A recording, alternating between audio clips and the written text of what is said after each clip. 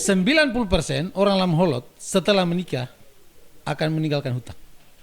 Saya tuh sering melihat saya punya teman-teman mereka. Mereka menikah, ada beberapa teman-teman saya tuh ini fakta nih. Mereka menikah, mereka sering curhat ke saya. Mereka menikah lalu mereka bilang, "Saya akhirnya pinjam uang, Reu." Saya bilang, "Kok ada uang?" "Tidak." Akhirnya dia bilang dia pinjam uang. Saya bilang, "Pinjam uang di mana?" "Di bank." "Saya kredit, Reu." Belis itu sebenarnya hanya untuk tadi seperti Kak Rifan omong tadi, untuk menunjukkan bahwa memang kita punya martabat. Jadi gading itu hanya seputaran dalam keluarga saja. Ya, betul. Satu pakai habis, satu habis begitu. Tapi akhir-akhir ini gading sudah menjadi alat untuk transaksional, jadi sudah mulai jual beli. Ya. Akhirnya orang sudah mulai tahu, oh gading punya harga sekian, jadi kita perlu. Dia sudah punya harga sendiri. Ya, sudah punya harga. Nah, tapi belakangan ada keluarga yang tiba-tiba bilang dia punya gading juga. Iya, ada yang harusnya dia gong ya, tapi karena dia juga sekolah, dia kasta sosialnya, ekonominya juga bagus, jadi dia mulai harus gading ya. Ada suku-suku yang tiba-tiba ini. Kalau dulu itu kan pernikahan tidak seperti sekarang. Dulu pernikahan itu sesuatu yang mudah bagi saya kalau saya perhatikan dengar orang tua cerita. Karena kan kita punya sistem sosial kan komunal, kolektif, ikatan sosialnya kuat. Jadi ketika ada yang nikah, semua gotong royong bahu-membahu supaya sukseskan pernikahan. Termasuk gading ini bukan milik suku. Iya, iya. Nah belakangan entah kenapa terjadi perubahan. Gading ini seolah-olah menjadi tanggung jawab keluarga yang mau menikah. Iya, iya. Si laki-laki yang mau menikah itu dia yang harus beli gading. Dengan katanya kalau tidak salah itu minimal 100 juta yang pantasnya. Semua orang harus sadar bahwa mengembalikan esensi daripada belis pernikahan itu menjadi sesuatu yang penting. Yaitu bagaimana kita memikirkan urusan pasca pernikahan. Bukan semata-mata euforia, hari ini kita punya pesta harus besar dan lain sebagainya. Tapi juga memikirkan bagaimana kehidupan kita setelah pernikahan.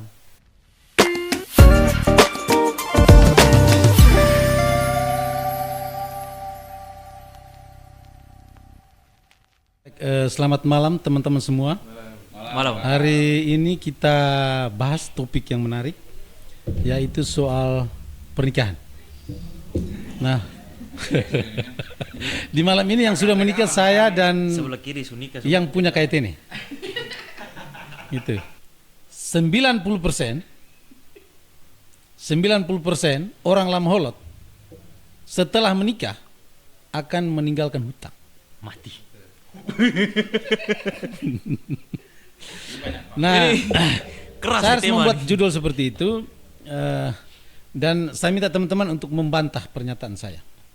Nah, saya tidak bertanya, saya membuat satu pernyataan. Nah, ada dua hal yang memicu terjadi hutang. Yang pertama adalah soal belis, dan yang kedua adalah soal pesta pernikahan.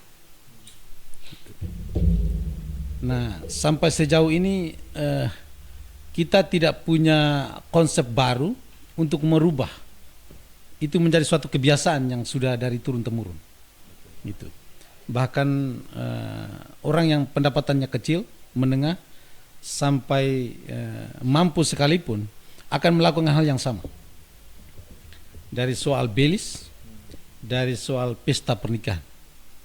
Nah, ini malam saya mau minta teman-teman untuk sekedar membantah pernyataan saya dengan konsep-konsep baru, sehingga alangkah baiknya hal apa yang kita rubah dari karakter pola pikir keluarga besar kita di Lam Holot, agar hal ini tidak terjadi lagi ke depan. Nah, ini juga mungkin saja menjadi ketakutan bagi mungkin 3 orang yang hadir ini malam yang belum pernah menikah. Saya sudah bisik-bisik dari Yang belum pernah menikah, bisa jadi itu menjadi satu hal yang menakutkan. kebanyakan Seperti dari baju itu. putih. Mungkin ada yang bisa tanggapi soal itu. Jadi saya ulangi pertanyaan tadi, bukan pernyataan, pernyataan. Pernyataan. 90% orang lam holot setelah menikah akan meninggalkan hutang. Mungkin ketua Yang punya KTN. Ya. Ya baik, terima kasih. Tapi pernyataan pembuka ini buat ketiga saudara saya ini takut menikah juga nih ya. Ini kan harus dikonfirmasi oleh yang sudah menikah. Iya. Betul tidak? Iya. Meninggalkan hutang tadi. Yang pertama di budaya Lamholot, terutama kita di Lembata ini satu pernyataan yang menurut saya benar. Karena urusan pernikahan kita itu memang cukup rumit juga ya. Cukup rumit. Beda dengan di Jawa dengan seperangkat alat sholat mungkin ya. Nah, kita di NTT terkhusus kita di Lamholot terutama lagi di Lembata ini kan dua budaya besar ini, mau Kedang dan Lamholot ini, saya melihat, saya bisa membenarkan bahwa memang setelah menikah itu kita meninggalkan hutang dari berbagai aspek. Hutang dalam uang, kredit di bank mungkin atau pinjaman. Tadi tuh hutang adat itu yang kita kenal dengan belis tadi itu. Nah, sekarang ini kan kita menikah ini kan katakanlah dengan perempuan yang memang tradisi kita ini kan kalau kita menikah dengan perempuan yang memang mamanya itu dulu dikasih belis gading, berarti dia juga akan gading. Terus atau kita punya di Kedang itu istilah apa? Gong. Nah, itu juga akan seperti itu. Begitu juga dengan mungkin bisa diuangkan dan lain sebagainya. Sekarang seperti yang saya dengar dari kita punya diskusi sebelumnya itu, sekarang ini memang agak susah juga cari gading atau cari apa istilah tadi belis tadi itu yang diberikan kepada pihak laki-laki itu. Tetapi menurut saya itu juga tidak boleh kita anggap sebagai satu beban. Kalau kita anggap sebagai satu beban, Abang Gafur, Bang Rifan ini tidak akan nikah-nikah. Tapi ini menurut saya tanggung jawab sosial. Karena budaya kita sekarang juga yang begitu-begitu juga hanya habis dibicara. Jadi bicara di adatnya bicara nanti terlepas dari nanti kita bayar kapan. Nah, itu yang menjadi utang tadi itu, utang adat, belum lagi utang pesta perkawinan dan lain sebagainya. Yang menariknya di Lamholot itu adalah yang meskipun bukan soal pernikahan, tapi ada satu budaya yang coba rekonstruksi kembali kalau saya tidak salah itu di Kecamatan Kelubagolit kan tidak salah, yang mulai menyederhanakan acara kematian. Itu ada kesepakatan antara pemerintah desa dan tokoh adat di desa setempat untuk bisa menyederhanakan acara-acara kematian. Nah, ini menurut saya satu langkah baru yang mungkin bisa ditiru oleh kita semua. Tapi siapa yang memulainya ini juga menjadi pertanyaan. Karena kita ini kan selalu bicara adat itu kan agak sakral Kita mau bicara, saya takut apalagi mau merubahnya ini, ngeri sekali. Cuman menurut saya hal-hal seperti itu juga bukan meruntuhkan semangat teman-teman untuk tidak menikah, ya. Ini jadi motivasi tersendiri untuk kita dan juga bagian dari penghargaan menurut saya. Kalau utang belis tadi itu bagian dari penghargaan kita terhadap calon istri kita. Calon istri kita, orang tuanya dan juga sukunya menurut saya. Itu bagian dari penghargaan. Jadi menanggapi pernyataan bahwa memang setelah menikah meninggalkan hutang itu memang betul. Ya, saya sudah menikah dan memang saya alami. Terkonfirmasi berarti. Ya. Ini tadi Abang Mat sudah kasih kita satu tema yang menarik ya. Orang Kupang bilang menarik nih. Nah, itu ada dialek. Kalau kita bicara soal pernikahan dalam konteks adat sebetulnya kalau kita lihat secara filosofis, kita harus dudukan dulu kalau menurut saya. Kita harus dudukan dulu belis dalam konteks adat itu. Secara filosofis itu kedudukan dia itu seperti apa? Bentuk diperuntukkan untuk apa kira-kira?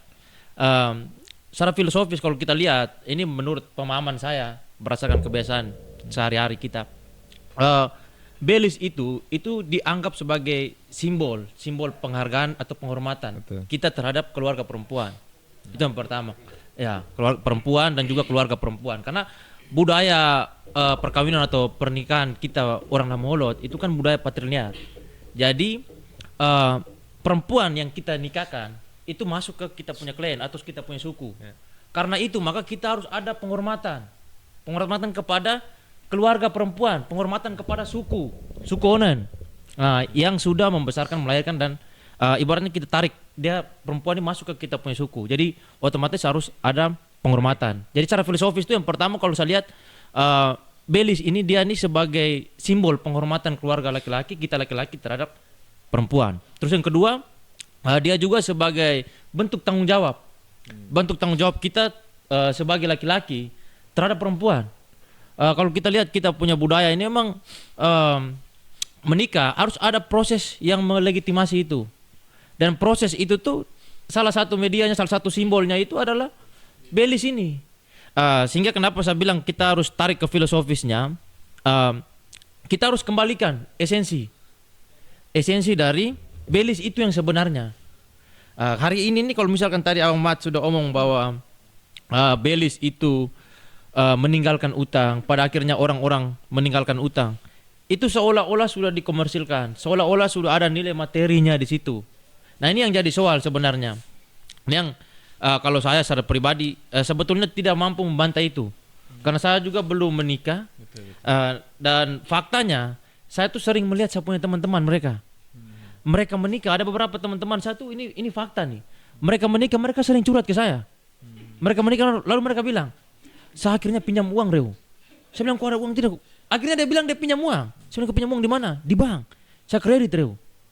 Jadi saya pikir itu tuh jadi satu soal. Sehingga itu mengkonfirmasi apa yang diusulkan Abang Ma tadi sebagai tema kita pada malam hari ini. Betul bahwa banyak orang yang menikah itu meninggalkan utang. Utang yang pertama dia harus utang untuk Belis. Kenapa dia harus utang untuk Belis? Itu kadang-kadang kalau kita lihat itu ada keluarga atau suku yang orang punya Belis atau gading itu tidak ada, tidak tersedia. Karena mungkin saja anak perempuannya belum ada yang menikah lagi sehingga gading itu sudah dipergunakan. Lalu yang kedua memang mungkin saja ada suku yang memang tidak tersedia gading di dalam suku, itu yang membuat mereka harus utang di bank untuk beli gading. Lalu yang kedua, saya juga melihat utang ini mengkonfirmasi utang. Ini semacam ada utang budi. Karena kalau kita nikah di dalam holot, itu bukan urusan personal kita, bukan urusan pribadi lagi. Urusan banyak orang. Ya, urusan keluarga besar. Dan kalau saya lihat keluarga besar ini nih, mereka datang tidak dengan tangan kosong. Misalkan contoh si A menikah, ada pamannya datang bawa sapi misalkan. Nah sapi ini akan jadi utang budi yang harus ada pertanggungjawaban secara moral oleh orang yang menikah tadi. Jadi besok lusa kalau paman punya anak ini nikah, saya ada uang atau tidak ada uang, saya harus bawa. Saya harus bawa sesuatu untuk gelekat dia kembali. Jadi ini menurut saya ini utang juga. Jadi saya lihat tuh banyak orang juga yang bukan terjebak di sekedar ketika dia mau nikah dia beli Belis, beli gading tadi. Tapi ada utang budi juga di situ. Tapi kalau kita mau ngomong ini adalah kebersamaan, ini adalah budaya gemoing yang selama ini masih jalan lah. Kalau saya seperti begitu. Jadi kalau saya tidak membantah itu, saya bahkan mengkonfirmasi. Tapi kalau misalkan ingin mengubah itu, saya pikir bukan adatnya yang harus kita ubah, tapi ada hal-hal tertentu yang harus kita modifikasi sehingga esensi dari adat yang sebenarnya dia mengatur kita punya kehidupan yang harus bikin baik kita, bikin nyaman kita, bikin tentram kita, bikin bahagia kita, itu esensinya itu bisa dapat bahkan sampai ke zaman hari ini. Jadi orang menikah jangan lagi proses adat itu seolah-olah menyusahkan orang yang menikah, tapi justru harus memprioritaskan kebahagiaan orang yang menikah tadi. Betul. Kami yang belum menikah ini memang agak tertekan juga. Tapi memang menjadi menarik kenapa? Bagi saya melihat soal pertanyaan tadi itu, memang orang lama holot itu pada prinsipnya harus begitu. Kenapa saya bilang begitu? Karena tadi utang. Nah, kalau kita tidak mau melewati peristiwa itu, saya pikir ini juga menurunkan harkat dan martabat. Karena kebiasaan kita barang ini. Tetapi juga perlu kita lihat. Kira-kira setelah bayar Belis ini, keluarga yang nanti esok lusa ada hidup ini bayar kosonde nih. Jangan sampai kita pergi bayar mahal-mahal. Sekarang sudah pakai standar harus sekian ratus juta, harus sekian ratus juta, sekian puluh juta karena anaknya sekolah S1, S2, S3. Ini sudah kita pakai. Padahal dulu tuh ya, Belis itu sebenarnya hanya untuk tadi seperti Kakak Rifan omong tadi, untuk menunjukkan bahwa memang kita punya martabat. Jadi Gading itu hanya seputaran dalam keluarga saja. Iya, betul. Satu pakai habis, satu habis begitu. Tapi akhir-akhir ini Gading sudah menjadi alat untuk transaksional, jadi sudah mulai jual beli. Iya. Akhirnya orang sudah mulai tahu, oh Gading punya harga sekian, jadi kita perlu. Dia sudah punya harga sendiri. Ya, sudah punya harga. Tetapi perlu saya singgung sedikit Kakak. Gini, tanggung jawab ketika membangun sebuah keluarga dalam kitab hukum kanonik nomor 1055 menegaskan bahwa membangun keluarga itu harus berpikir soal kesejahteraan. Sudah membangun keluarga maka berpikir bagaimana menghidupkan keluarga. Sehingga ketika dia keluar mencari uang atau apapun itu karena dia sedang berpikir keluarga. Nah, untuk menjaga supaya keluarga menjadi harmonis, saya pikirnya soal perjanjian antara laki-laki dengan perempuan. Supaya barang ini menjadi, karena ketika menikah engkau membuat sebuah perjanjian di depan altar Tuhan, di hadapan para imam sebagai in persona Christi. Itu menikah untuk seumur hidup Kakak. Itu orang Katolik ya. Satu kali seumur hidup. Sehingga bagi saya memang mau tidak mau, suka tidak suka, ini memang dua hal yang harus kita padukan ya. Karena tuntutan, tidak mungkin kemudian dia tidur di kampung dan dia tidak berpikir bagaimana kasih makan setelah menikah nih. Tetapi juga perlu kita refleksikan bersama. Dan juga saya pikir menjadi refleksi bagi keluarga dan juga mungkin kita pun tetua-tetua orang tua mereka ya, bahwa juga melihat hal ini semua. Dunia makin berkembang, perubahan makin terus maju. Apakah kemudian kita tetap terperangkap dengan pola yang sama ini, kemudian itu menjadikan sebuah beban buat keluarga? Akhirnya kami yang belum menikah ini jadi takut, jangan sampai kami belum menikah ini gara-gara pakai motor agak kelas sedikit, parfum agak tebal, minyak rambut agak ini, tiba-tiba menikah barang-barang semua jadi tidak ada lagi karena utang tadi Kakak. Saya pikir sederhana-sederhana begitu ya, sehingga bagi saya ini juga menjadi refleksi kita bersama dan juga orang tua kita secara umum, orang lama Holot. Saya pikir bukan kita mau menghilangkan itu, tetapi pada prinsipnya secara ritual dan apa semua tetap kita jalankan. Tetapi bagaimana untuk meminimalisir sehingga nikah itu sebuah ritual yang membahagiakan. Ya, betul. Sehingga setelah menikah hidup juga baik-baik saja begitu. Kira-kira begitu Kakak ya. Nah, biar kita jangan bahagia karena hutang. Itu. Gitu. Ya. Ya. Oke, baik.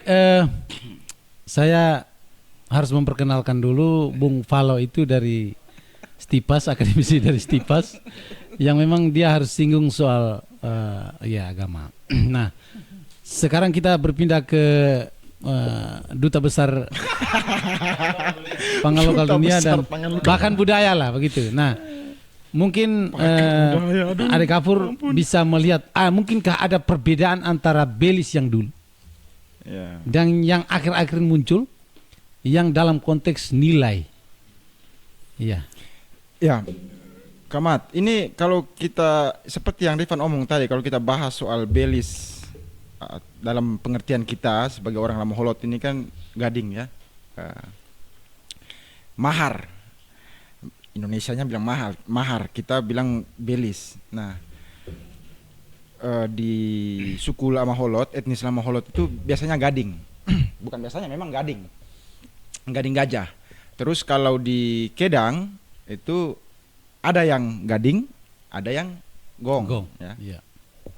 Tapi secara filosofis intinya seperti yang Rifan bahasakan tadi itu memang diadakan, konsepsi itu diadakan supaya ada penghargaan terhadap perempuan dan keluarga perempuan.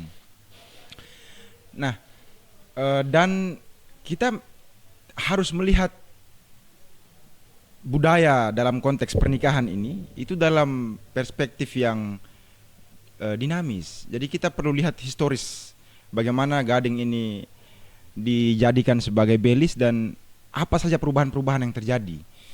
Nah, kalau saya pernah mendengar itu memang gading ini terutama soal belisan ini itu sudah terjadi beberapa kali perubahan.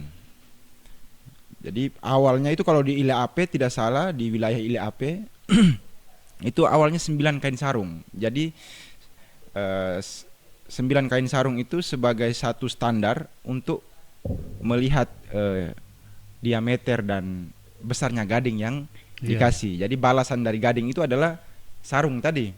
Jadi ukuran 9 kali sarung itu kurang lebih ya Rifan, dia maksimal, itu panjang sekali, dan itu dulu, itu awal sekali seperti itu menurut cerita orang-orang tua kita.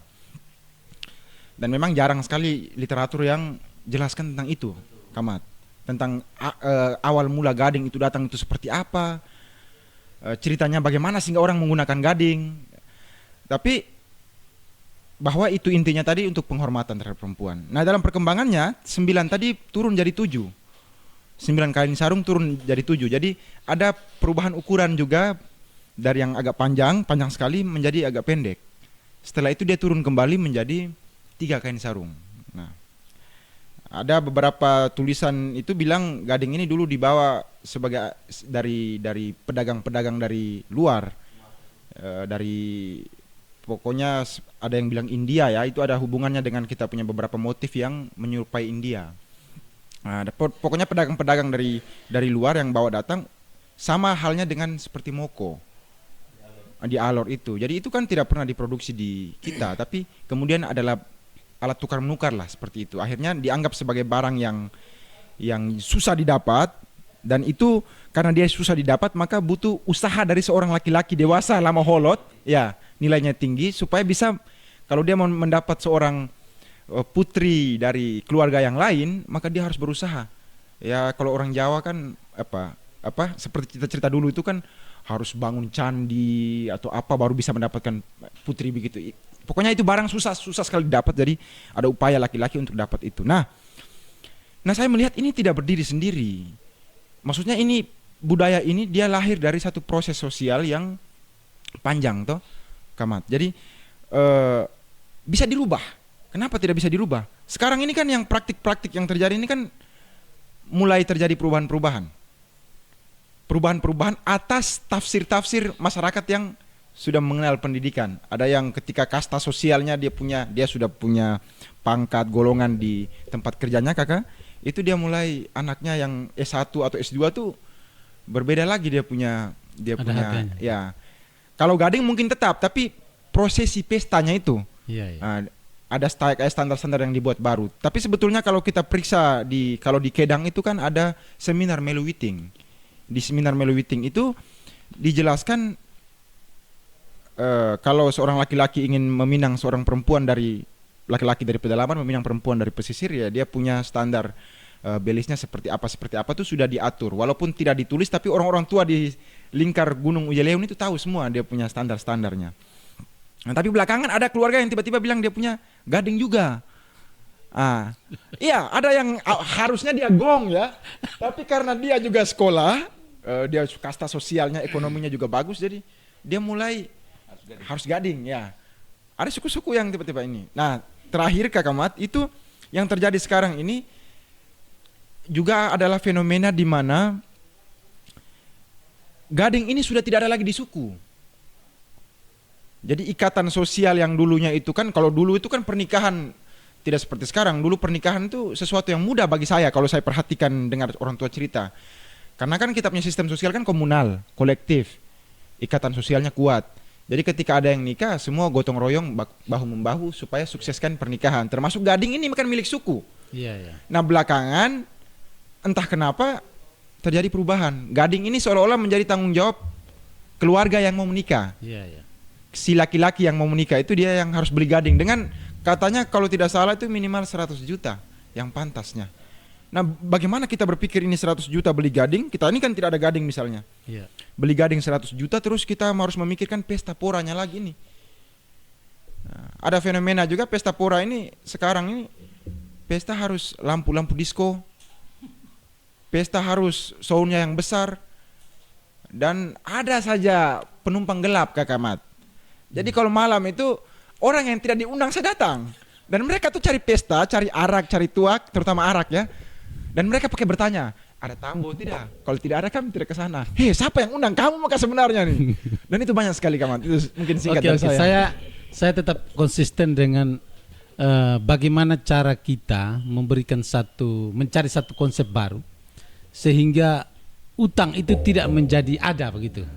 Nah, seperti Kakak Falo tadi bilang itu eksistensi dari sebuah pernikahan itu kan kebahagiaan. Kebahagiaan ya. Setelah menikah, satu langkah setelah menikah itu kan kebahagiaan.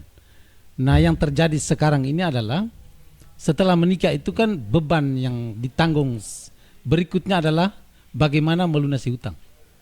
Sehingga berpotensi setelah menikah laki-laki harus meninggalkan kampung halaman untuk menuju ke kelapa sawit Kalimantan mungkin, ke Papua mungkin. Nah, kira-kira ada konsep baru yang ditawarkan dari diskusi kita hari ini sehingga bisa meminimalisir itu. Gitu. Saya tetap konsisten dengan itu. Jadi persoalan ekonomi setelah menikah itu menjadi bagian penting. Dan itu bisa memicu perubahan karakter dari yang menjalankan sebuah pernikahan itu. Seperti itu. Jadi masukan dari teman-teman, kira-kira konsep apa yang kita tawarkan sehingga proses adat yang kalian bilang sakral tadi tetap dijalankan dan pesta juga tetap dijalankan, tapi tidak bisa meninggalkan hutang begitu. Kalau kita bicara belis dan pesta, ini kan sesuatu yang tidak terpisahkan dari kita punya kebiasaan atau budaya. Dan dia ini sudah jadi sistem yang mengatur kita sebetulnya. Negara ini kan kalau kita mau omong, negara dia juga menjamin hukum adat yang memang sudah berlaku berdasarkan kebiasaan masyarakat setempat. Lalu kenapa tadi saya bicara bahwa belis dan juga pesta ini tidak terpisahkan dari kita punya budaya, tidak terpisahkan dari kita punya hukum adat. Karena memang sejak zaman dulu belis itu sudah ada. Mas kawin ini sudah ada, mahar itu sudah ada. Dan bukan saja mahar, tapi yang sekarang kita sebut pesta, orang datang, orang joget dengan Juan Reza, mereka punya lagu, tak boleh Halef, Elasi punya lagu, kita orang Lembata. Lagu-lagu itu, dulu tuh orang sudah murah rame juga. Pesta yang sekarang kita jalankan itu adalah murah rame. Yang dulu tuh kalau kita mau bilang, kita punya orang tua dulu, nenek moyang kita punya dulu, itu mereka tuh juga menjalankan murah rame. Murah rame mereka tuh dengan dolo-dolo, sole oa, ada orang yang oreng, kalau kami orang Ilape. Itu tuh dijalankan sejak dulu. Jadi budaya belis, budaya pesta atau murah rame ini nih, kalau kita mau bilang ini sesuatu yang memang sudah tidak terpisahkan dan sangat mengakar. Sehingga kalau kita lihat ke zaman sekarang ini sebetulnya dia bentuknya sama murah rame, tapi ada pergeseran secara konkret. Dia jadi pesta. Dia jadi pesta tadi macam Abang Gafur bilang ada lightingnya, ada sound systemnya, ya itu sudah kalau saya lihat dulu tuh sudah ada. Mereka lewat dolo, sole oa dan lain sebagainya. Sehingga kalau untuk merubah hal semacam ini bagi saya agak susah, karena dia sudah sangat mengakar. Dan orang-orang yang ingin mengubah ini atau bahkan tidak menerima budaya ini, dia akan dihakimi oleh komunitas budaya ini. Kalau kita hidup di Lembata lalu kita merasa ingin mengubah atau ingin atau tidak menerima budaya ini, budaya belis dan juga budaya murah rame tadi, itu bagi saya orang itu akan dihakimi dan akan merasa diasingkan dalam komunitas budaya. Jadi kalau konkret dari saya, ini sesuatu yang susah untuk kita ubah. Kalau saya secara pribadi, adat itu adalah sesuatu yang harus kita junjung tinggi. Prosesi adat yang sangat sakral itu, mekanismenya, bagaimana orang mau nikah dan lain sebagainya itu harus tetap dijalankan secara sakral. Tetapi kalau kita bicara esensi dari pernikahan, kita punya nenek moyang dulu itu tidak mengharuskan orang nikah lalu kita harus bikin dia susah. Tidak. Bahkan tadi saya bilang esensi daripada belis itu apa kira-kira? Belis ini kan esensinya sebenarnya ini simbol penghormatan terhadap keluarga perempuan. Itu yang menurut saya harus kita dudukan. Ya, harus kita dudukan itu esensi daripada belis, esensi daripada pernikahan itu sendiri. Sehingga kalau misalkan ada kesadaran semacam ini, kalau misalkan kesadaran ini adalah kesadaran kolektif, semua orang merasa hal yang sama, saya pikir pelan-pelan orang-orang yang terlibat dalam forum-forum adat ini kan ada forum nih. Orang mau nikah ada forum, orang meninggal ada forumnya. Ada orang-orang yang menjalankan, ada orang-orang yang mendiskusikan itu, memperbincangkan urusan pernikahan. Belis, ya, belisnya seperti apa, kedua belah pihak ini akan mendiskusikan. Bahkan sebelum kedua belah pihak mendiskusikan hal ini, masing-masing suku itu sudah mendiskusikan ini. Keluarga perempuan mereka sudah menetapkan standar-standar. Maka kalau menurut saya harus ada sesuatu yang menurut saya lebih visioner yang harus kita tampilkan dalam permusyawaratan adat ini, forum-forum adat ini yang membicarakan urusan tentang hari ini saja. Mereka nikah, seremonialnya seperti apa, belisnya seperti apa, pestanya seperti apa. Karena gara-gara pesta ini kalau fakta kalau kita mau bilang orang utang sampai ratusan juta. Jadi kalau kita bilang lagi balik lagi kalau bisa tidak kalau tidak pesta, ini kembali lagi ke pilihan. Jadi kalau bagi saya kebiasaan atau budaya ini itu harus dijalankan sesuai dengan kondisi. Tidak boleh menyusahkan salah satu pihak. Terlebih keluarga laki-laki, terlebih pihak laki-laki. Ini memang Jadi, susah. saya tanggapi itu. Saya tetap konsisten bahwa 90% orang lemolot menikah, fakta ini, fakta akan meninggalkan utang. Seperti itu. Nah, sebagai tawaran pada saat forum adat itu dilakukan dalam konteks pernikahan, yang saya melihat itu kebanyakan itu tokoh-tokoh adat, jubir, orang tua, perwakilan, kesulungan dan sebagainya itu lupa membahas soal setelah menikah, kehidupannya seperti itu. Jadi mereka lebih dominan membahas pada saat pra nikah, pesta pernikahan, urusan adat dan lain sebagainya, sehingga lupa pada esensi dari pernikahan itu sebenarnya. Jadi lupa membahas satu langkah setelah menikah, pesta pora dan lain sebagainya, sehingga potensi utang itu pasti ada, potensi kebahagiaan itu pasti, seolah-olah kita berpura-pura untuk bahagia, tapi beban itu masih ada sebenarnya, seperti itu. Nah, itu sebagai tawaran bahwa proses adat itu tetap dilakukan sebagai harga diri seorang laki-laki, dan bahkan dari pihak sebelah yang dari pihak perempuan juga pastinya tidak serta-merta melepaskan anaknya dengan keadaan rumah tangga laki-laki yang mungkin tidak menjamin kehidupan anak perempuannya ke depan, seperti itu. Nah, ada satu potensi besar kalau hal ini kita tidak bahas dari satu langkah menuju setelah menikah. Mungkin Kakak Jai bisa tambahkan soal. Saya ini agak sedikit ini supaya abang-abang yang belum menikah ini jangan terlalu ragu menikah. Saya pikir begini, utang terberat kita itu adalah utang budi. Soal pernikahan itu utang budi. Selain utang-utang di bank atau pinjaman dan lain sebagainya, menurut saya utang budi. Karena pesta, terutama pesta pernikahan kita di kampung-kampung ini kan sebenarnya dia mirip kayak arisan. Dia mirip kayak arisan. Jadi hari ini saya ke pernikahannya Gafur, saya bawa ayam. Nanti di urusan saya juga pasti Gafur akan datang bawa ayam. Begitu juga dengan urusan-urusan yang lain. Ya, jadi, iya. Jadi cuman dalam keluarga inti ini kan kadang kita punya gengsi juga toh. Oh, ini kita ini kan suku besar, apalagi lu menikah langgar laut, langgar kampung ya toh. Itu pasti tidak harus nikah di KUA saja ya toh, kantor urusan agama. Iya.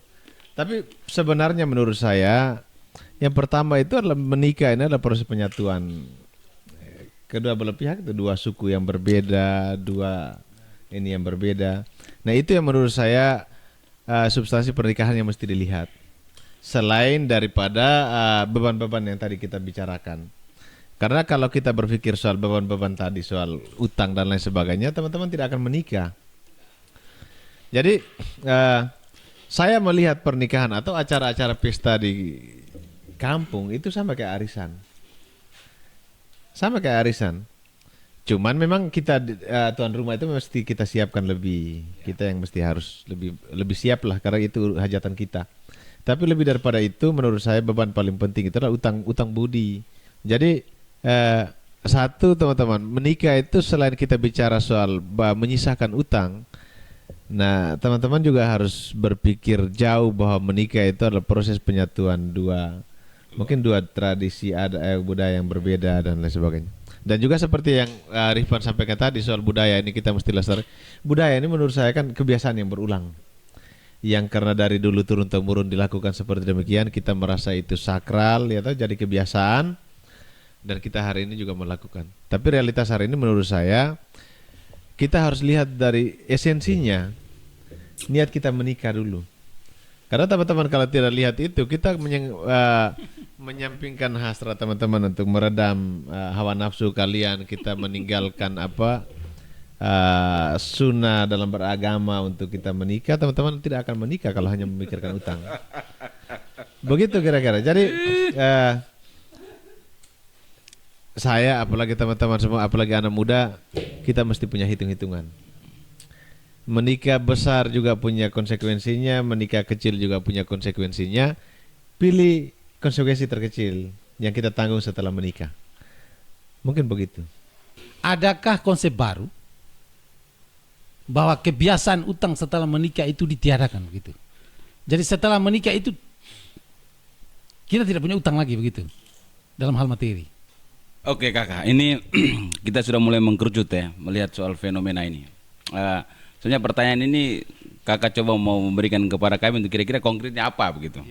Menurut saya begini kakak, saya pikir saya pernah bergabung dalam satu yayasan Apu Oring, itu diinisiasi oleh beberapa dosen di Undana orang Adonara, dan sempat membuat lembaga hukum kalau tidak salah. Hanya itu lagi ya, niatan itu adalah bukan mematahkan adat itu, tapi paling tidak memberikan sebuah pandangan baru kepada orang lama holot pada umumnya tentang fenomena ini, bahwa kebanyakan orang menikah karena nanti meninggalkan utang. Tetapi lagi-lagi kakak, kebanyakan kita di kampung ini sudah terdoktrin ya. Nah maka tawaran saya adalah bagaimana pemerintah dan juga gereja menganalisa, mengkaji kira-kira apa yang bisa diakomodir atau dikaji kembali sehingga dibuat dalam sebuah aturan yang baku dalam pemerintah desa bagi saya. Sehingga kalau kemudian ini menjadi baik, kenapa tidak kalau pemerintah kabupaten itu mengakomodir dalam sebuah perda? Saya pikir. Nah, kalau itu dilakukan saya pikir bisa.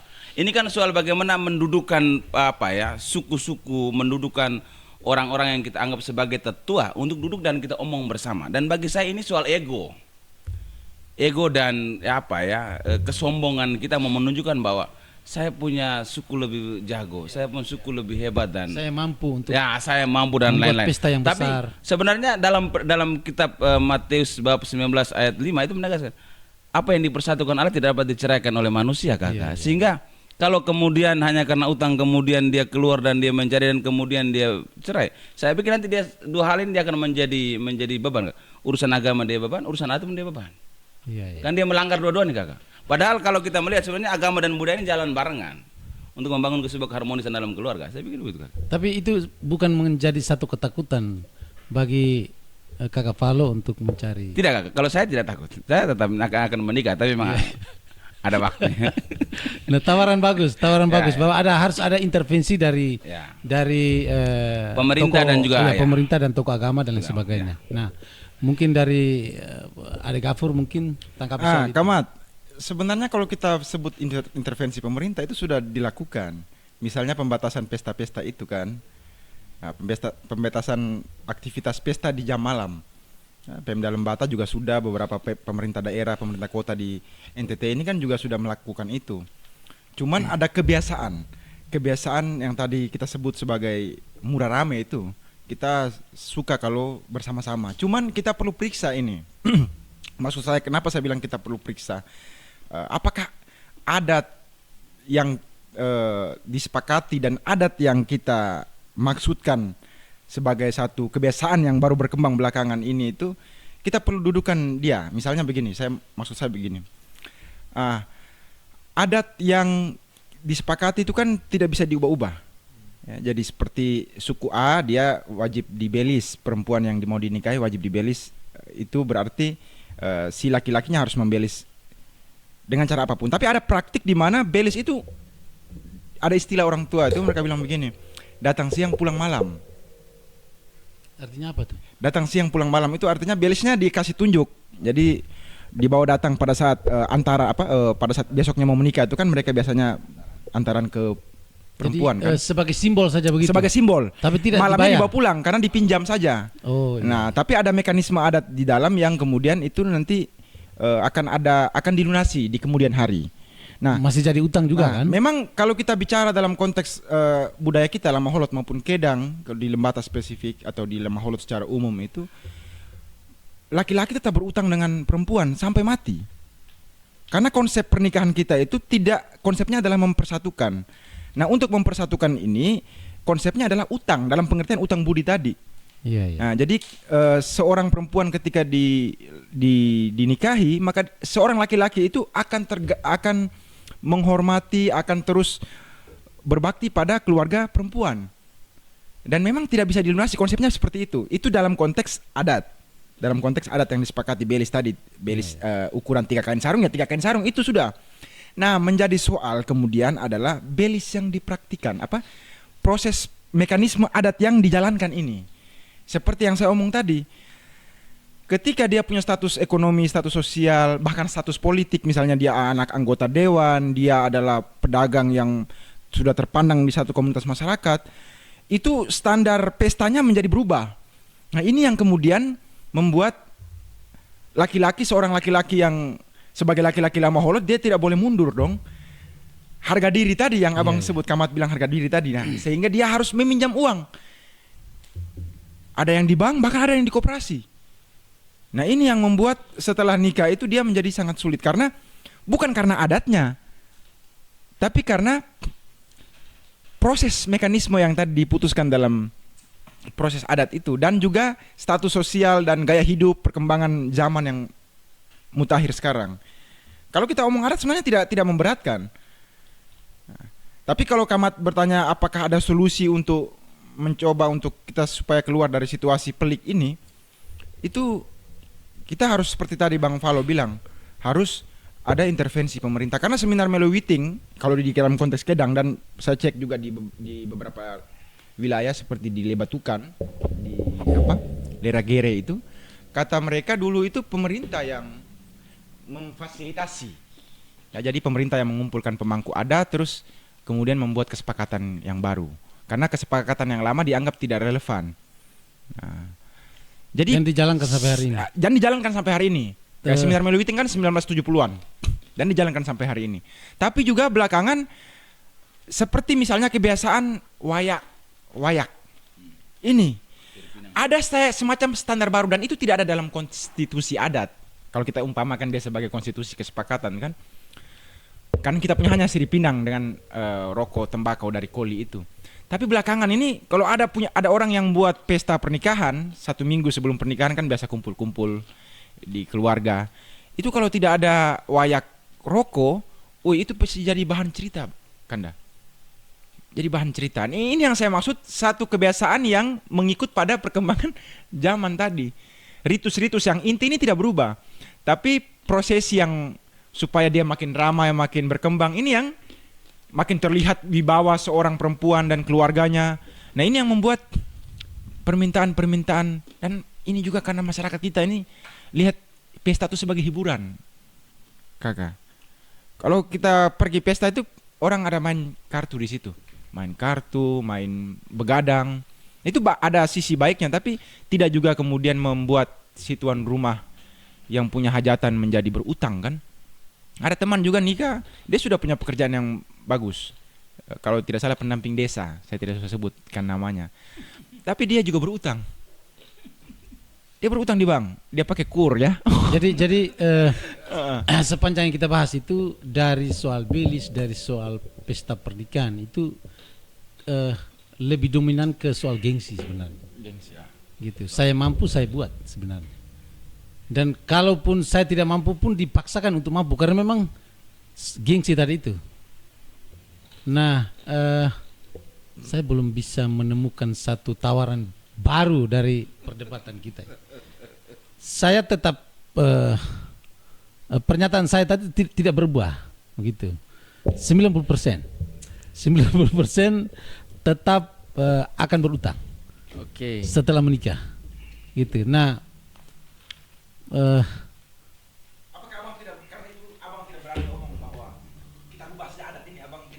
adat itu tetap dijalankan, memang sudah dimeteraikan, tidak bisa dirubah. Nah, nilai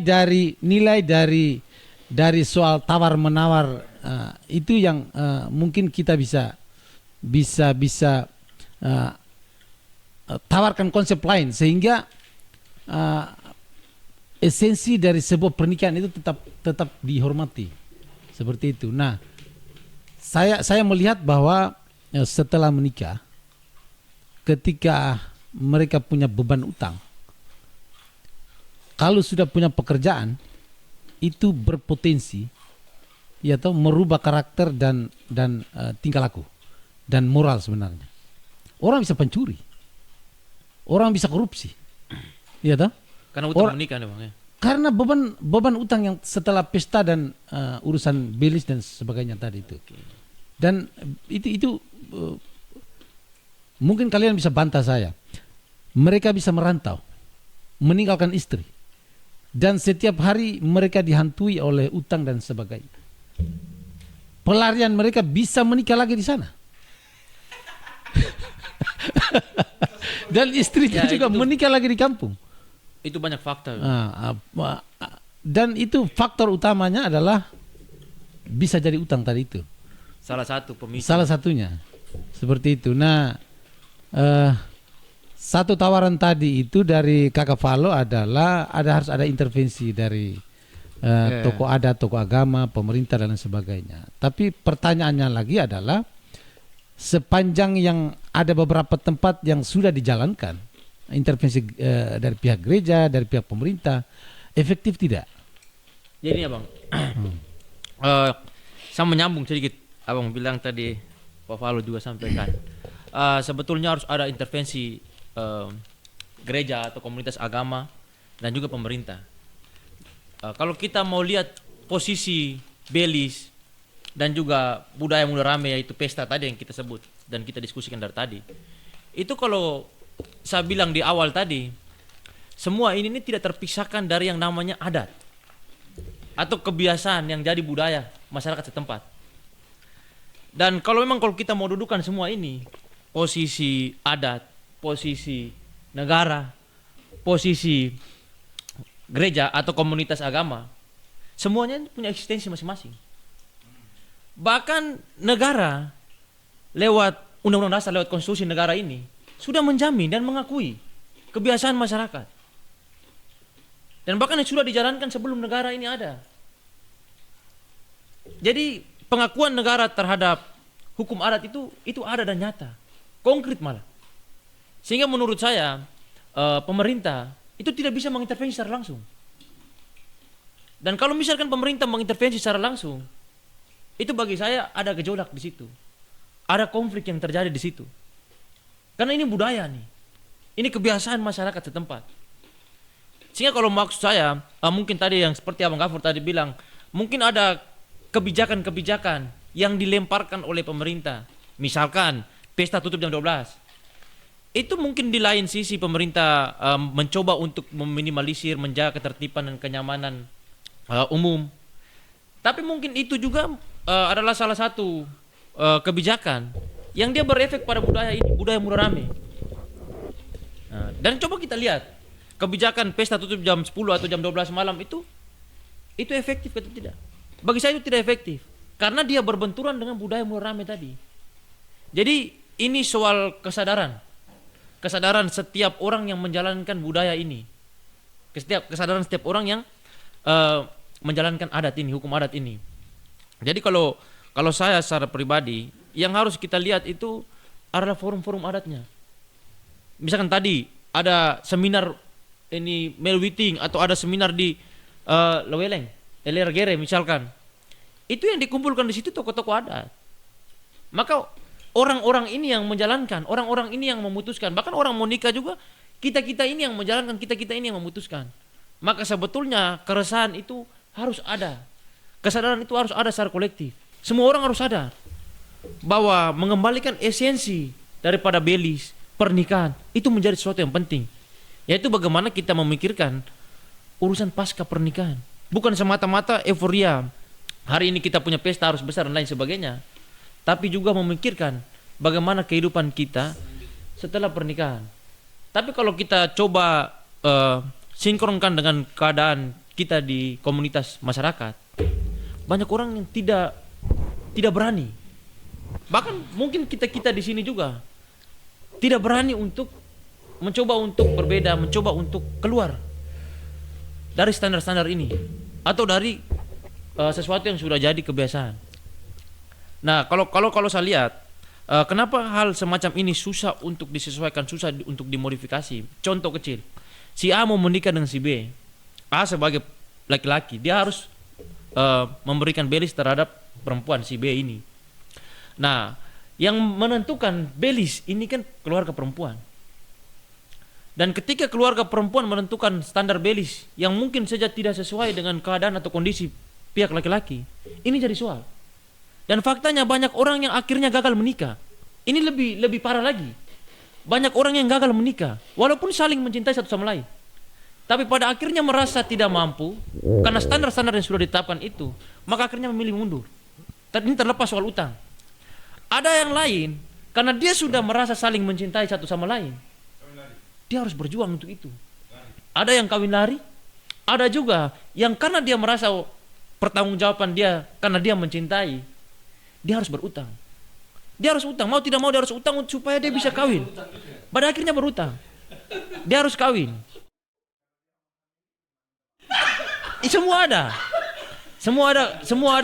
Semua ada konsekuensinya. Semua akan meninggalkan utang. Jadi urusan belis ini dia tidak bisa kita pisahkan sampai pada hari ini belum bisa mau kawin atau mau denda, mau kawin hidup sama-sama, tetap ada belis yang mengikat situ, ada denda yang ada di situ kalau. Ya, tapi apa ya? Saya takut kita punya pembicaraan ini membuat kalian jadi takut menikah. Saya coba-coba sharing di apa? Memang negara sendiri juga tidak hadir untuk membatasi menyederhanakan pernikahan. Tetapi tidak salah itu ada undang-undang juga oleh Kementerian Agama menyarankan untuk menyederhanakan nikah. Kalau menikah di KUA kan gratis, ya tak? Menikah di luar KUA bayar 600.000. Saya kemarin bayar 600.000. Terus upaya penyederhanaan, lebih memikirkan bagaimana syarat sahnya menikah dan kehidupan selanjutnya setelah menikah. Urusan adat juga menurut saya tidak berat-berat juga. Karena tadi itu jadi tanggung jawab bersama oleh suku. Tetapi gengsi suku ini juga kadang-kadang yang menghimpit kita untuk memaksa kita untuk bisa, masa lu suku besar begini, masa gafur lu nikah KUA ini kan buat kita malu juga. Nah kadang stigma ini yang membuat pola pikir kita juga akan jadi berubah. Tetapi menurut saya itu tergantung di kita. Saya tidak bisa bicara lebih banyak karena saya kemarin juga tidak bisa buat ikut saya punya mau. Tapi menurut saya Tidak bisa buat ikut saya punya mau. ya. Maksudnya coba. Jadi tapi begini klarifikasi. Ini nanti akan multi ya, tafsir nih. tapi begini, yang pertama menurut saya soal menikah itu soal niat. Menikah ini untuk apa? Itu menurut saya paling penting. Pikiran kita terhadap pasca setelah menikah ini menurut saya yang lebih penting. Menyiapkan mental dalam berumah tangga, mengurus rumah tangga, apalagi sudah punya anak dan lain sebagainya, menghidupi keluarga. Ini menurut saya lebih penting dibandingkan dengan kita berutang hanya untuk terlihat gagah, terlihat hebat, acara kita ramai. Ini yang menurut saya. Kalau kita tidak menuruti berarti tidak jadi nikah, Bang. Nah, bagaimana Pak Ketua menanggapi soal ini? Sebenarnya urusan belis, ya toh? Sebenarnya urusan belis dan hampir sebagian besar urusan pernikahan. Baik. Hampir hampir sebagian urusan pernikahan dan urusan belis itu bahkan yang menjalani pernikahan itu kadang-kadang tidak sepakat. Nah, yang intervensi terbesar itu adalah hak kesulungan orang tua, keluarga besar yang pada akhirnya yang menjalani pernikahan itu sebenarnya tidak sepakat. Sebenarnya tidak sesuai dengan apa yang mereka sepakati dari awal, dari kedua sejoli yang mau menjalankan pernikahan ini. Nah, bagaimana menanggapi soal itu? Yang pertama ini kan urusan menikah ini kan bukan urusan kita, pasangan yang mau menikah ini kan. Urusan keluarga. Kita urusan yang paling penting adalah Tuhan kita di dunia tadi itu. Tuhan di dunia ini adalah paman dari pihak perempuan. Nah, apulake. Nah, kita harus berhubungan dengan pamannya, juga kita harus berhubungan dengan orang-orang suku kita, keluarga besar kita. Tetapi pada prinsipnya, jika kita terbuka menurut saya biasa-biasa saja. Tetapi kalau kita juga tunjuk jago, gampang. Ini mau gading kok, mau buat pesta besar kok, mau 7 hari 7 malam kok. Nah itu yang nanti akan korbannya di kita. Ya solusinya tadi itu adalah utang dan lain sebagainya. Tapi saya tekankan lagi adalah menikah ini soal niat. Menikah ini soal niat. Mau berutang atau mau supaya kita menyederhanakan pernikahan agar ke depan hidup kita akan lebih aman-aman saja, tidak dibebani dengan utang dan lain sebagainya, itu juga tergantung dari kita. Agama kita juga tidak memaksa untuk lu beragama ini, lu menikah ini harus dengan standar ini, menurut saya tidak juga. Malah sederhana sekali. Nah pertanyaannya adalah yang barang yang sederhana begini tapi bapak dong belum menikah, ini yang menurut saya mesti kita refleksikan bersama. Itu. Jadi ini kalau dari Abang Jai ini kalau kita lihat di sini, kalau kita dudukan, semua itu kembali ke kita. Ya betul.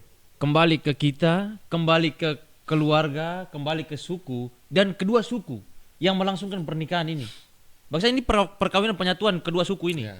Jadi kalau tadi sepanjang pernikahan yang kita sebut tadi soal belis dan juga urusan pesta, resepsi tadi, selagi kalau disepakati dengan baik, maka tidak jadi soal. Karena faktanya banyak orang yang melangsungkan pesta pernikahan, mampu memberikan mas kawin atau belis sesuai dengan standar-standar itu, mereka merasa itu tidak jadi soal. Karena itu ditetapkan sesuai dengan kondisi ekonomi, sehingga tidak memberatkan.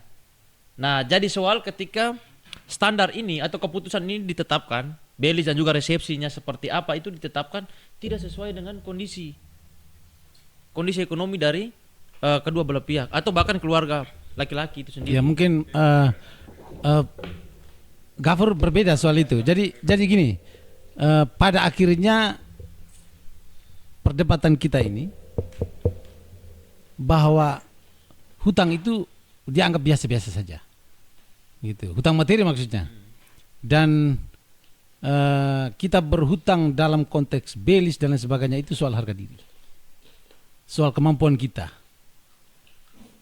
Nah, apa dari Gafur mungkin bisa menambahkan pernyataan tadi, sepakat tidak bahwa hutang itu dianggap biasa-biasa saja? Sistem sosial budaya kita sudah rapuh, Abang, untuk menjawab model belis ini.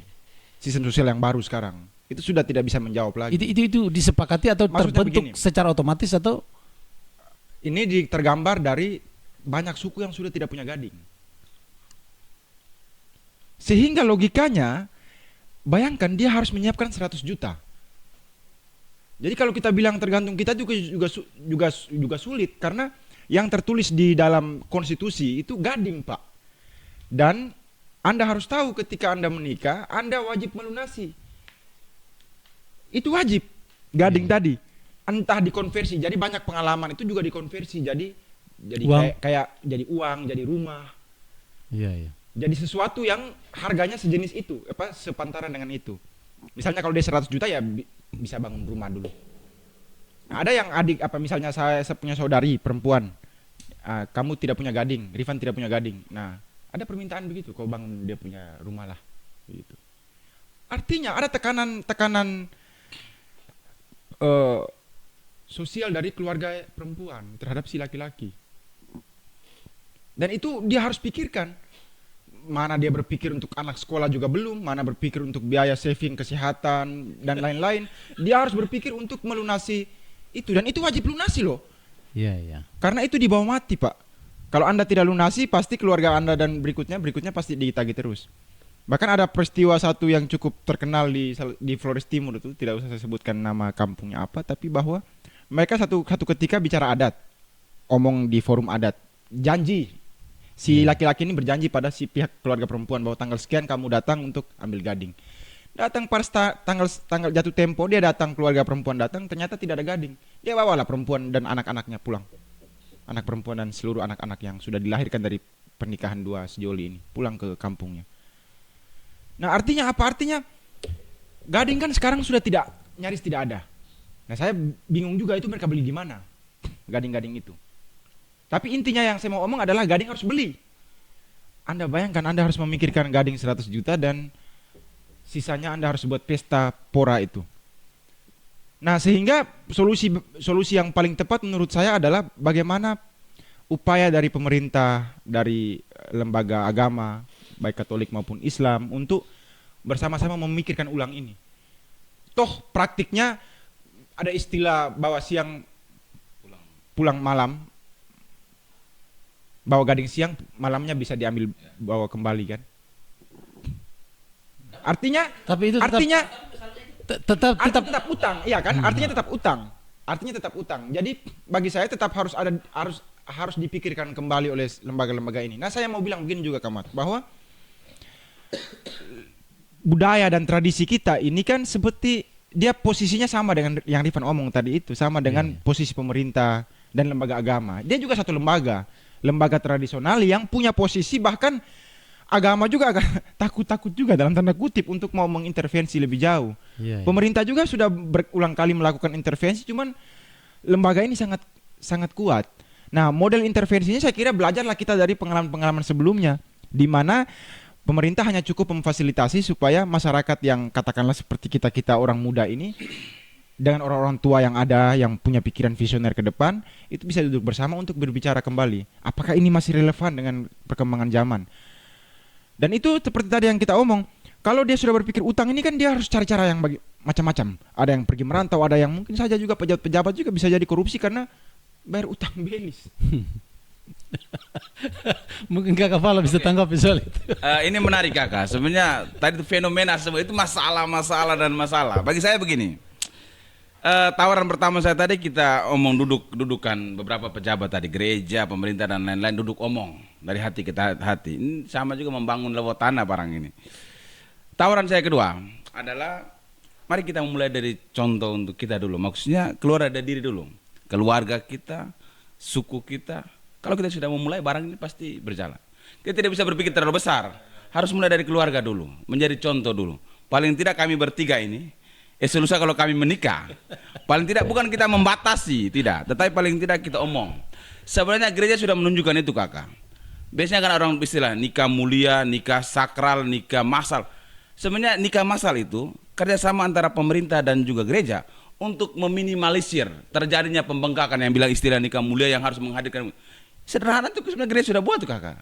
Iya, iya. Nikah masal itu kan sebenarnya semua ditanggung oleh pemerintah, kau tinggal datang dan menikah saja. Bahkan pemerintah larang, jangan buat pesta. Karena ini membendung supaya tidak terjadi adanya utang tadi itu. Nah, kalau kita kembali ke urusan adat, saya pikir duduk omong sama-sama. Dan kalau kita mulai untuk melangkah ini barang, kita harus mulai dari contoh dari kita dulu. Sehingga barang ini saya pikir kita merubah itu lamaholo secara umum karena semua orang lamaholo itu pintar pada umumnya Kakak. Jika agak ini ya. Jadi sebetulnya itu ada di kita. Saya sudah ulang-ulang tadi menyebut, sebetulnya ada di kita. Kita yang menjalankan, karena kita yang maksudnya yang menjalankan pernikahan. kita yang terlahir sebagai Yang masalahnya sekarang Ya. adalah nah itu. nah, sekarang begini, Makanya yang begini. menentukan bahkan sebagian besar Ya. yang menentukan besar kecilnya sebuah pesta pernikahan dan urusan belis dan lain sebagainya, kita Itu bukan tidak dilibatkan. orang yang menikah. Iya. Jadi Nah, itu yang menjadi soal sebenarnya. Itu yang menjadi soal. Nah, ya saya tetap Kembali kembali ke soal awal tadi. Bagaimana kita memberikan konsep baru, menawarkan konsep baru sehingga di forum adat yang dilakukan itu tetap dijaga kesakralan, gitu. Tapi nilai materi Belis itu bisa diatur sehingga pada akhirnya tidak bisa meninggalkan utang. Gitu. Itu maksud saya. Nah, saya coba mengorek kembali Kakak Jai. Ini betul. Kira-kira menurut pengalaman Kakak Jai kemarin itu di dalam sebuah proses pernikahan, atau dalam konteks materi, kira-kira berapa biaya yang mungkin disiapkan biar menjadi acuan dari ketiga orang di sebelah ini, sehingga ya mungkin standar sederhana yang dipakai kira-kira. Ya. Seperti Valo sampaikan tadi, kalau tidak mau rumit ya nikah massal, nikah di KUA, ya tak? Tapi kalau mau menikah di luar, ini pengalaman ya, kita sharing pengalaman. Saya kebetulan juga karena keluarga lumayan besar dan dalam keluarga inti saya mungkin saya saja yang baru melakukan pesta, kan dianggap pesta toh pernikahan. Yang selama ini mungkin kita bantu-bantu orang tua saya terutama ya bantu-bantu keluarga. Jadi saya cukup terbantu dengan tadi relasi sosial yang terbangun, termasuk dengan perkawanan saya. Kalau kita juga harus patok standar, kita yang menikah nih. Dan urusan adat itu ternyata begini, kita nih kalau istilah adat di Kedang ya, yang nanti belelu itu penentuan tanggal kapan kita menikah, dengan tadi bicara soal belis tadi. Nah. Itu memang kita calon pengantin itu memang tidak dilibatkan. Tetapi jauh sebelum urusan-urusan itu, kita sudah bisa menyampaikan ke tokoh-tokoh adat kita yang mewakili kita untuk bicara. Oh, saya punya kesanggupan sekian. Makanya ada istilah menikah hanya dengan wipanang saja, air panas saja, ya toh? Atau menikah. Itu kan kalau kita sudah terbuka di awal. Oh, saya ingin menikahnya seperti ini, supaya nanti pada saat pembicaraan adatnya itu mereka menyampaikan atas kesiapan kita. Tapi jika tidak, kita tidak punya apa-apa juga kita bicara, yang penting oke lah, Bapak dong atur nanti saya. Nah itu yang kita bonyok. Nah pengalaman saya kemarin, mungkin kalau kita hitung anggaran secara keseluruhan memang besar. Tapi kalau kita sendiri tanggung, Jangan pakai kata mungkin. ya. Maksudnya kalau kita akumulasi semua toh? Karena tadi itu dari maing-maing dong antar, dari keluarga-keluarga bapak, keluarga mama dan semua kerabat kita antar, kita kasih sumbangan segala macam. Kalau standar saya mungkin menikah hari ini ya untuk anak muda yang kalau masih bisa untuk kita bisa joget-joget sedikit. 20 juta menurut saya sudah bisa lah. Ya? Belis ini kan nanti urusan orang-orang tua adat dong yang bicara, bukan kita. Bukan kita yang tanggung. Adat kita di Kedang setahu saya itu bukan kita, tapi suku. Ya memang nanti pada urusan-urusan tertentu itu adalah kembali ke orang tua. Tetapi memang itu kan urusan suku. Ya urusan suku. Jadi sekarang ini kan sudah mulai ada pergeseran. Hanya bicara saja dulu. Ya, yang penting urusan pernikahan niat baik kita itu terlaksana. Kapan nanti Anda diminta untuk bayar baru kita bicara lebih lanjut, atau nanti kapan pelunasan dan lain sebagainya, kan itu urusan di suku. Ya nanti akan menginformasikan kepada kita. Kan begitu. Jadi saya begini sederhananya, mungkin ini juga terakhir dari saya. Yang pertama itu adalah luruskan niat kita nikah ini yang pertama itu untuk ibadah. Yang kedua ini abang-abang aktivis semua ini kan kita jadikan pernikahan ini sebagai satu ruang pembentukan satu peradaban baru, peradaban kecil yang kita bentuk toh. Ketika lu sudah punya keluarga, punya rumah tangga ya toh, punya istri, punya anak, nanti kan kita mulai didik pelan-pelan di situ. Ya toh. Itu menurut saya barang sederhana dan ini kan bernilai ibadah. Dalam Islam memang nikah ini tidak wajib. Ya, tidak ada dalam saya baca sekejap soal berapa 4 imam kita ini kan mazhab ini kan menikah ini tidak wajib, tapi sunnah yang diharuskan. Kenapa sunnah diharuskan? Karena lu melakukan itu agar bisa menghindari tadi perbuatan zina dan lain sebagainya. Lu merasa sudah mapan bisa mengurus rumah tangga. Jadi ambil poin baiknya itu dulu menurut saya. Bahwa saya ingin menikah, yang pertama saya ingin memperlebar silaturahmi saya dan kelompok keluarga istri saya. Kemudian yang kedua adalah sebagai orang Islam yang baik. Saya ingin menjalankan sunnah ini sebagai ibadah terlama ini, nikah ini. Pikir begitu dulu. Setelah itu baru bapak dorang bisa putuskan saya mau menikah di KUA secara gratis atau saya ingin menikah di rumah dengan bayar 600.000 di KUA. Itu bayar 600.000 itu di KUA, bukan bayar untuk pernikahan. Bayar 600.000 dengan segala macam lu punya lampu disco dan sound yang bisa mengangkat martabat keluarga dan suku kamu, ya tak?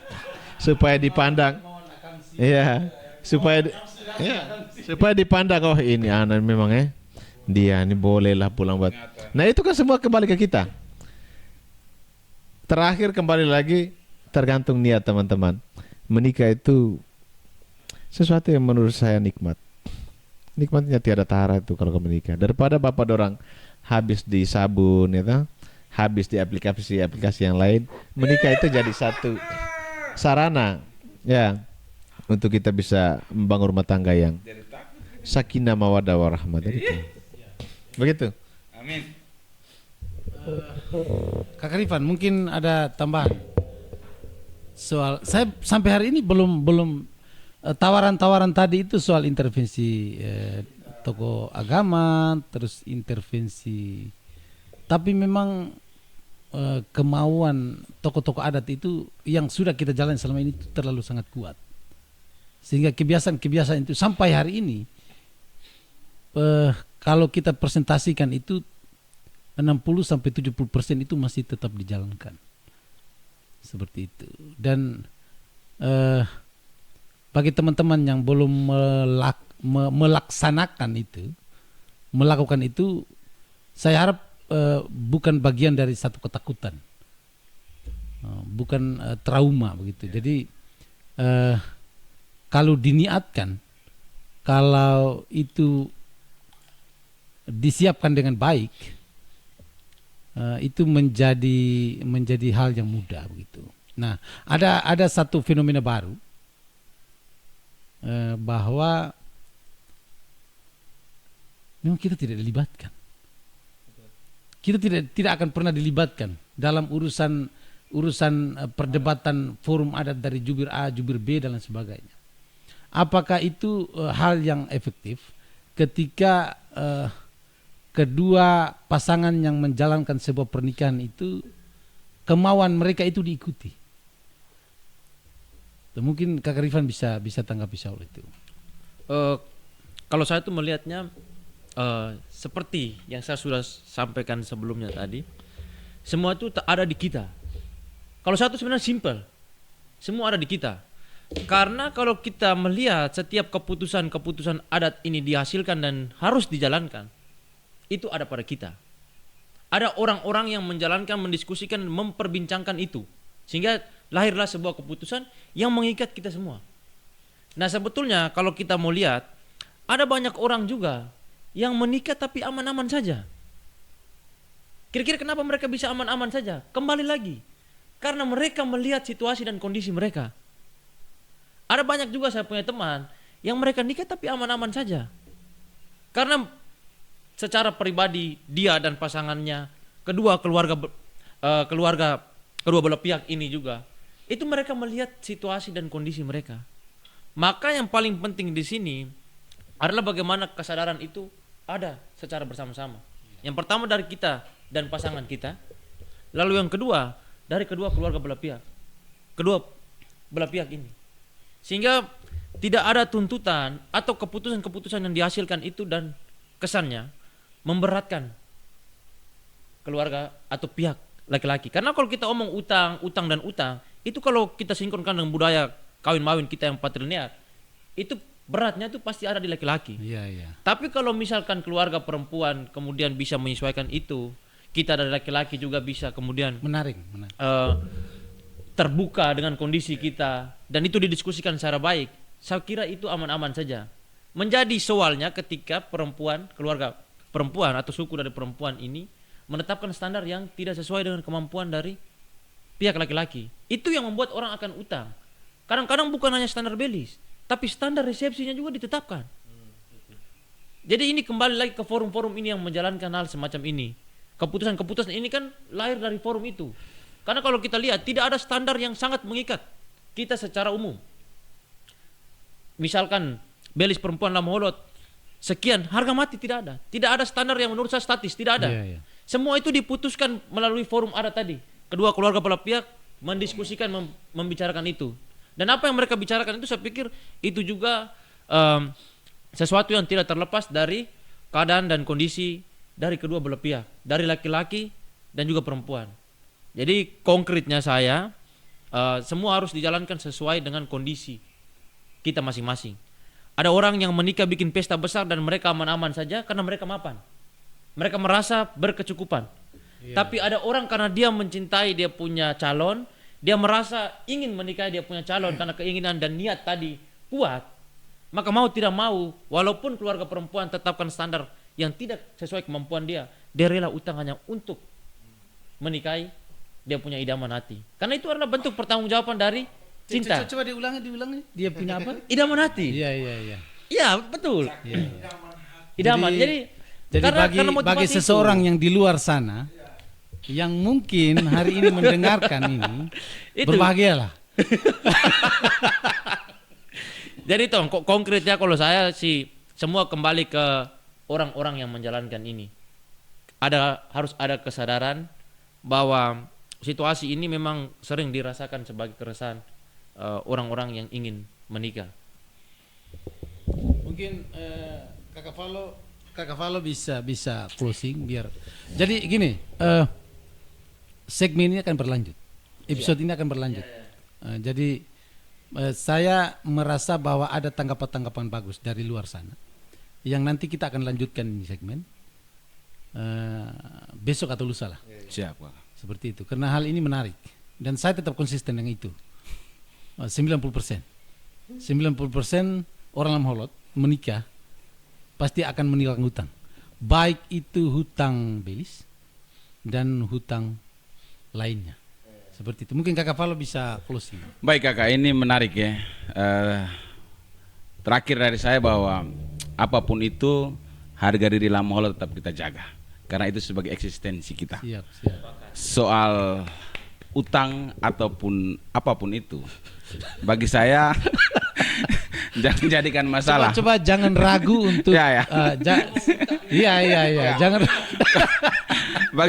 Maksudnya soal utang bagi saya tuntutan belis ya.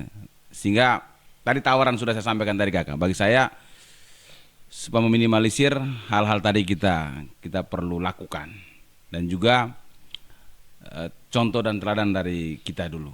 Supaya paling tidak ada sesuatu hal yang bisa kita tunjukkan kepada publik, tidak sebatas kata tetapi juga lewat tindakan juga keseharian kita. Sehingga mari jaga dan rawat cinta yang tumbuh, sehingga cinta itu tetap tumbuh menjadi baik bagi semua orang yang kita jumpai dalam kehidupan kita sehari-hari. Kalau kita jadikan cinta itu sebagai beban, maka itu akan terlihat sampai kita mati. Terima kasih. asik. Ya. Kakak Fur mungkin. Kamat, kalau saya begini Kamat, struktur sosial yang tadi saya bilang kan berubah kan, ada gaya hidup yang berubah, ada industri lighting, ya, ada orang yang punya usaha lighting, sound system, ada MC yang juga cari duit di dalam urusan pernikahan itu. Dulu mungkin struktur sosialnya tidak begitu, gaya hidup orang dulu tidak begitu, sehingga tuntutan yang begitu tidak ada. Tapi sekarang ada standar sosial yang terbentuk di masyarakat kita yang itu berbeda dengan model pernikahan lama yang itu sekaligus terikat dengan kita punya belis dan lain-lain. Yang itu sebenarnya bisa diatur seperti katakanlah belis sebagai simbol saja kita bawa, tapi nanti kita pinjam dari orang dari suku yang lain atau dalam suku. Setelah itu kita bisa bawa pulang. Nah, selanjutnya kita mungkin bisa ada cerita diskusi dengan baik dengan keluarga perempuan supaya ada semacam saling pengertian antara dua belah pihak supaya tidak saling memberatkan. Itu sebetulnya bisa ada peluang itu. Cuman struktur sosial kita yang baru ini menurut saya. Jadi ada semacam standarisasi kalau tidak putar lagu Tabola Bale di pesta, ya, tidak dengan musik-musik. Iya, Bang. Jadi musik-musik itu kalau kita lihat itu pesta yang besar itu ketika kita tahu ada layar di situ, ada video yang menceritakan dua insan yang saling memadu kasih, saling bertemu sejak kapan, itu diceritakan di situ dan ada MC juga harus dari Adonara itu siapa lagi namanya? Kiki. Itu standar paling rendah loh. Setelah itu soundman-nya itu harus dari orang-orang tertentu yang namanya sudah besar.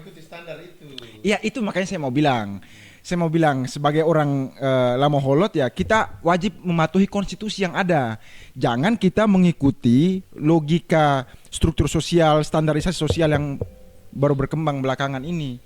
Kalau kita mengikuti itu, maka kita siap menjawab orang-orang yang cari pesta untuk cari tambo, cari minum, cari joget. Dan itu yang membuat kita harus pinjam di koperasi dan di bank. Jadi lagi, Bang. adat dan budaya itu bisa kita diskusikan. Cuman gaya hidup dan struktur sosial yang baru ini kita harus memposisikan diri. Kalau kita tidak mampu ya jangan sewa lighting lah. Kalau kita tidak mampu lah jangan pakai buat video-video romantis segala lah. Kalau kita tidak mampu ya jangan undang orang banyak-banyak yang tidak ada di dalam undangan tapi karena kita apa jadi panggil mereka datang minum di kita pesta. Itu kan bikin kita miskin kan? Pakai satpam atau polisi. Iya harusnya gitu loh. Karena begini, kalau tidak cek begitu, nanti kalau abang tiba-tiba kan kecolongan kan, orang datang banyak nih. Abang akhirnya juga tidak mampu menjawab itu karena kalkulasi di awal kan sedikit nih. Kita siapkan untuk orang sekian. Tapi tiba-tiba orang membludak kan. Tiba-tiba saja anak-anak yang baru-baru naik daun mereka yang baru-baru naik, itu kan banyak kan datang. Tiba-tiba bilang Tambo sudah ada lagi. Tambo kalau habis itu abang kita akan jadi bahan cerita sampai kita mati, Pak. Bahwa dia punya pesta, Rifan punya pesta nih. Jadi nikah ikuti saya tidak? Kalau saya nikah nanti saya menghitung juga, Pak. Kalau hitungannya saya uangnya ada ya saya pakai lighting, saya pakai ini. Kalau uang tidak ada ya saya bikin yang kecil saja. Sama mendukung. Kalau nikah belum ada kalian. Tidak karena begini. Karena Ada kompleks data. kita tidak bisa membatasi orang mencari uang di situ. Itu kan industrinya sendiri. Maksud saya kembali ke kita tadi. Kalau kita uang tidak ada lah jangan ya paksa diri kan. Begitu. Kalau uang tidak ada jangan paksa diri buat nikah yang ada lighting, ada video yang menceritakan kita punya cinta atau apa pentingnya kan begitu ya. Asik. Apa pentingnya? Apa pentingnya ada lighting, ada macam-macam itu kan. Jadi Kalau keluarga perempuan menghendaki itu kan kita bisa ada jubir, kita bisa diskusikan lah kan baiknya. Ada lobby dan negosiasi. Itu kan proses politik kan. Masa orang politik tidak bisa menyelesaikan urusan yang begituan kan? Bagaimana Pak jadi Rifan? perdebatan dalam forum adat itu bagian dari proses politik. Iya, karena begini Abang, saya justru tidak setuju kalau orang yang mau menikah tidak dilibatkan. Justru mereka mendengar kita. Iya. Dari awal mereka mendengar amo. Kalau orang Kedang maulah yang mingwei panang koha yang kecil-kecil saja atau mau yang besar. Iya. Kalau kita juga uang sebagai tidak ada tapi kita bilang oke, buat yang besar saja. Kita hancur lah. Pinjamlah di koperasi, pinjamlah di bank. Begitu Bang. Oke, baik. Jadi teman-teman, inti dari sebuah perdebatan kita malam ini adalah bagi teman-teman yang belum menikah, jangan takut. Gitu. Jangan trauma dengan pengalaman-pengalaman. Ketakutan kan? Iya, ini bukan sebuah ketakutan. Gitu. Menikah itu bahagia sebenarnya. Seperti itu. Saya kutip dari beliau. Iya, saya punya ketua toh. Seperti itu. Nah, soal pernyataan saya tadi sebenarnya kembali ke kita sebenarnya. Soal buat pesta, soal bayar bilis dan lain sebagainya sesuai dengan kemampuan kita. Seperti itu. Tawaran Adik Gafur tadi bahwa sebenarnya yang menjalani pernikahan itu juga harus dilibatkan. Gitu. Nah, sepanjang sampai hari ini pun jubir dan tokoh-tokoh adat yang berdebat di forum adat itu juga pasti melihat keadaan kedua mempelai tadi itu. Kedua pasangan tadi itu saat menjalani pernikahan. Jadi kesakralan dari sebuah adat dalam proses pernikahan itu juga tetap dilakukan, tapi tentu melihat latar belakang kedua belah pihak yang mau menjalankan. Seperti itu. Soal pesta dan lain sebagainya itu tergantung dari kemampuan masing-masing. Seperti itu. Nah, menurut saya menarik dan kita akan lanjutkan segmen ini besok atau lusa, karena dalam konteks ekonomi kita tetap akan meninggalkan utang, baik itu utang budi, utang materi dan lain sebagainya. Sehingga belum final, saya belum menemukan jawaban yang final, tawaran yang final bahwa adakah dari 90% orang lamholot yang menikah dan tidak meninggalkan hutang. Gitu. Jadi kita akhiri. Oke, baik.